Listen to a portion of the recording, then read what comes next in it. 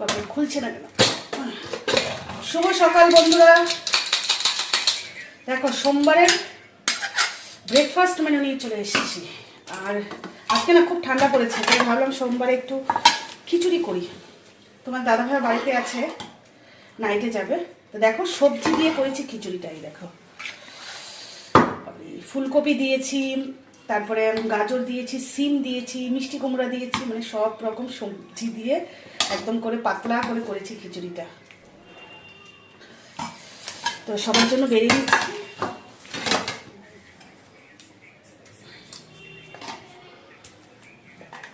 ঠান্ডার দিনে খিচুড়ি খেতে, কিন্তু খিচুড়ি খেতে আমার এমনি ভালো লাগে, তার মধ্যে যদি এরকম ঠান্ডা হয়, এই অল্প করি তাও বেশি বেশি লাগে থাক।